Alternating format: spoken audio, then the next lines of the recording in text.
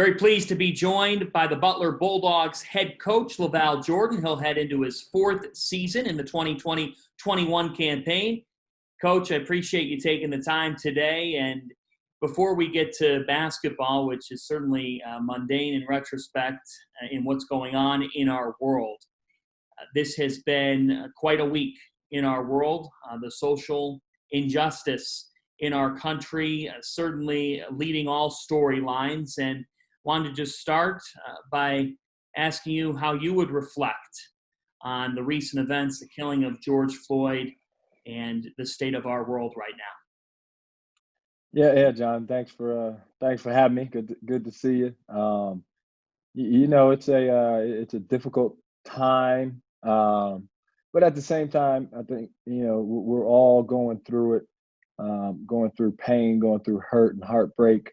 As a country, those of us that have hearts that are wired that way, and but there's hope. I think encouraged by so many people that have reached out to me personally, so many conversations I've had in the last week or so, that so many are willing, to be full-fledged participants to find solutions. What happened is it's wrong. I think many people realize that. I think a lot of people realize that their personal maybe ignorance, if you will, on things that or just just the conditioning of our norm that we've been kind of going about. But then it's kind of hit a bit of a breaking point where we if you see that, and you're not, and most are not okay with. If you're okay with that, something's wrong with it. And it's not about one act. I think that's the one thing to remember in this. It's there's a history. Obviously, there's a tragedy, right? But there's a history and behind it that leads to the emotions that we are seeing so far. So now it's on all of us to that are hurt and pained as humans to try to figure out solutions and take some action. Several of your players have put different things out on social media. What have discussions been like with them on this topic? Yeah, we've immediately kind of let guys express themselves, and we had a really good meeting a couple of nights ago after a few days of digesting and processing what was happening. And you see the protests and people standing up and speaking out. So just to hear how our guys feel at their age, you're talking about the next leaders of America, and so you're wanting to listen. I think that's people keep asking me what can we do, and I not that I don't have the answers. I'm a willing part of trying to figure it out myself. But I think actively listening is extremely important. So just listening to our players and how much hurt they have in this instance, they how much love they have for each other from different backgrounds, different colors, different races, and just trying to process why, how things are the way that they are, and what, some of them recognizing, where they've come from and how they've maybe not been blind to it, but just, haven't been as aware as they should be. So getting through those feelings is difficult, maybe anger, guilt, shame. There's a lot of emotions, but just hearing them and allowing them to express themselves is important for us, and to support them as our staff. You participated in a protest in Indy this past weekend. What did you see? I'll tell you what I saw people coming together, like I said, for the sake of change. I saw hurt, pain, but also a unity of people. I mean, it was interesting. The two things that impacted me, John, I'll tell you, was you're looking around and you're, standing there. And we went from the Capitol building in Indianapolis downtown to walked over to City Market. And so two things in particular was, one, I was down there with my pastor, who's a 40-plus-year-old white male, and looking around at the diversity and how many people are hurting but willing, and want to stand and make a statement from everywhere, every background, not just Black people. That was impactful, just being in a part of that. And then we did what's called a die-in. So we laid down. We got to the City Market, laid down on the ground for 8 minutes, 36 seconds, And he used to do sit-ins back when they were protesting in the past, and laid there for that amount of time while they called off names of of victims of police brutality. And you're laying there thinking, 8 minutes, that's a long time. And I'm in here breathing, 8 minutes and 36 seconds. And they cut off, and there was a guy beating drums in the middle after every name, a heartbeat, and that slowly died off and trailed, and no more heartbeat. And you're just putting yourself in the shoes of that individual, listening to the names, and then standing up and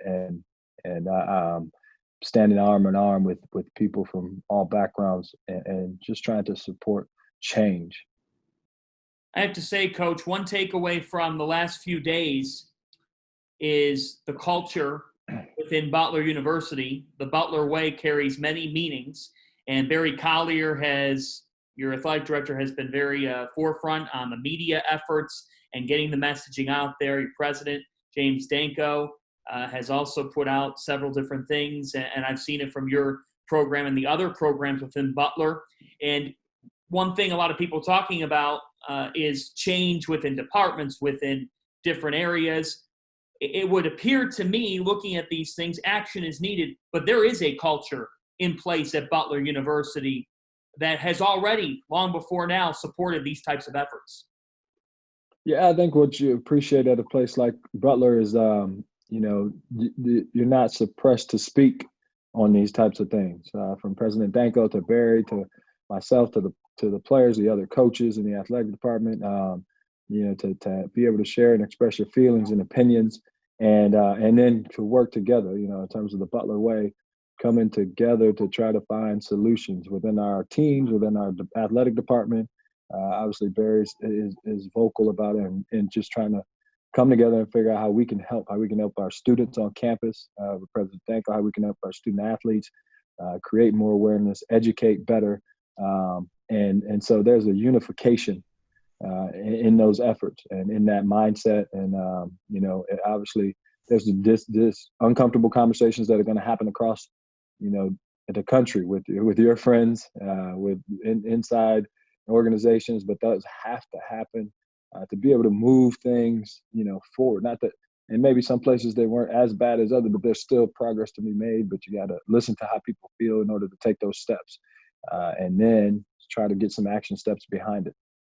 What kind of potential do you see amongst your fellow Big East coaches that the conference can try to get out in front of these types of efforts?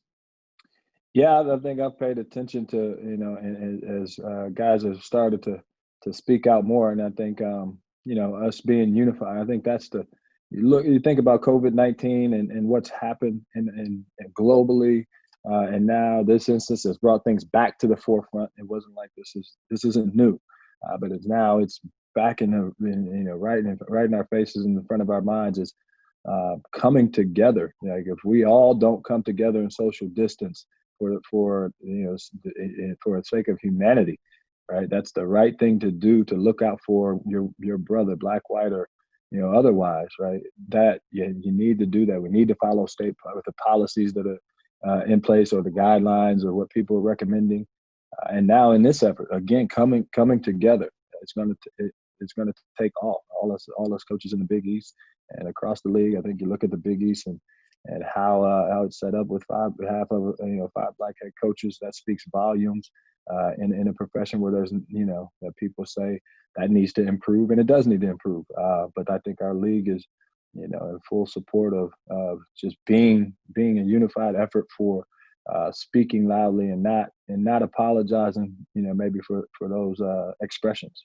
It says a lot, the way that your program, are putting a stance here and standing for what is right and standing for change. So thank you for sharing today. Hey, thanks, John. Thanks for having me.